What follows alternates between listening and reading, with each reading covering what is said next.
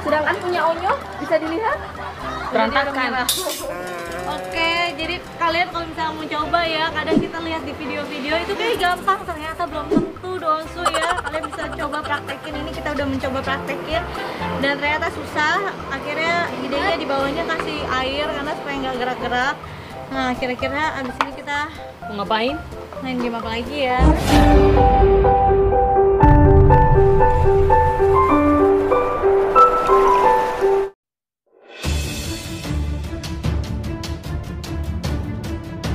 Di tengah perkara Ruben Onsu kepada istrinya Sarwendah, alasan perceraian keduanya tentu masih menjadi pertanyaan besar bagi para netizen.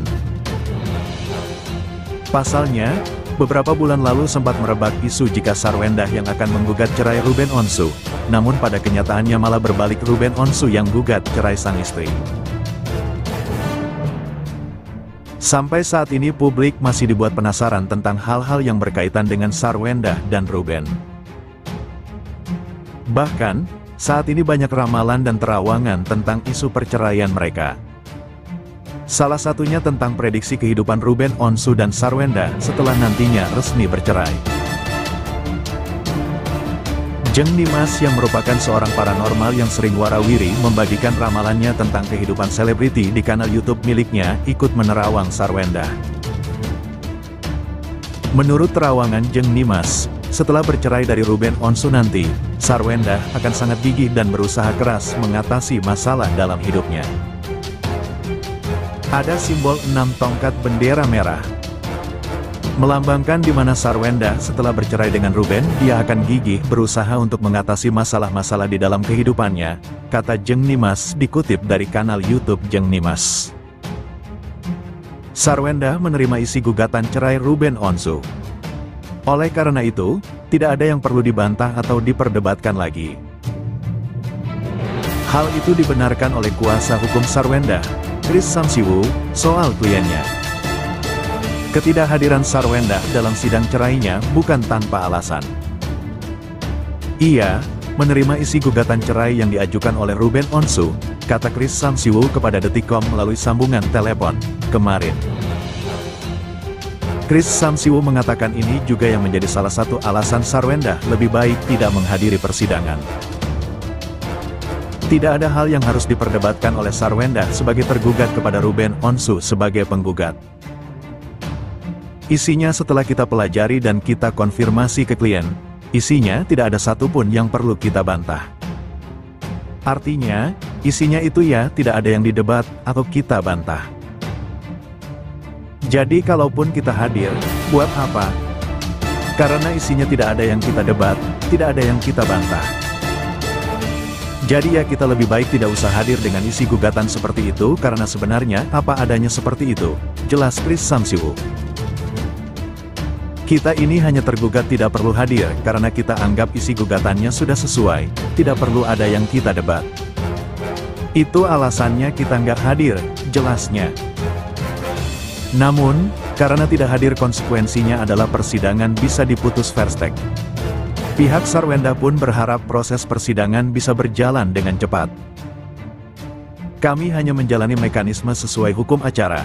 Kalau tergugat tidak hadir maka pengadilan akan melanjutkan sidang dan ada kemungkinan verstek. Tapi kalau yang tidak hadir penggugat itu yang bahaya, yang akan jadi masalah karena gugatannya akan gugur, kata Chris Samsiwo. Kami berharap prosesnya akan lebih efisien dan lebih cepat, lebih murah, lebih semua sesuai dengan asas dari hukum acara juga memang harusnya sidang itu sangat cepat, tukasnya.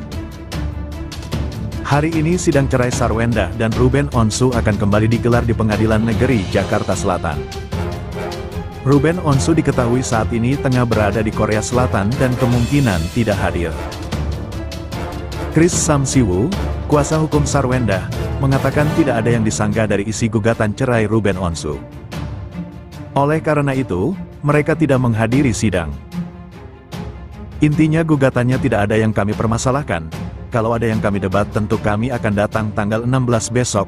Kami daftarkan kuasa untuk kita melakukan sanggahan. Tapi, setelah kita pelajari nggak ada yang perlu diperdebatkan, kata Chris Samsiwo melalui sambungan telepon kepada Detikcom, Senin, tanggal 15 Juli tahun 2024. Apakah besok Sarwenda hari ini akan mendatangi persidangan? Chris Samsiwo mengatakan sampai saat ini tidak ada perubahan dari isi gugatan yang dilayangkan oleh Ruben Onsu. Sampai hari ini tidak ada informasi perubahan dari isi gugatan ke kami. Tetapi kalau memang ternyata besok kami mendapatkan ada perubahan dan perubahan itu perlu kami sanggah, ya kami datang. Kalau tidak ada perubahan dan sesuai dengan gugatan awal, kami rasa tidak perlu hadir, kata Chris Samsiwo. Tidak ada yang perlu kami permasalahkan, nggak ada yang kami debat, dan kami sanggah, tegasnya. Chris Samsiwo mengatakan Sarwenda tidak mempermasalahkan isi gugatan cerai Ruben Onsu. Mereka juga tidak menolak mediasi, tapi mengikuti jalannya mekanisme persidangan. Bukannya kami menolak, tapi memang dari kami yang tidak hadir mediasi, sehingga mediasi nggak bisa dilaksanakan karena nggak ada tergugat. Bukan karena kami nggak patuh hukum, kami hanya menjalani mekanisme sesuai hukum acara. Kalau tergugat tidak hadir maka pengadilan akan melanjutkan sidang dan ada kemungkinan verstake. Tapi kalau yang tidak hadir penggugat itu yang bahaya, yang akan jadi masalah karena gugatannya akan gugur, jelas Chris Samsiwo. Kami berharap prosesnya akan lebih efisien dan lebih cepat, lebih murah, lebih semua sesuai dengan asas dari hukum acara juga memang harusnya sidang itu sangat cepat, tukasnya.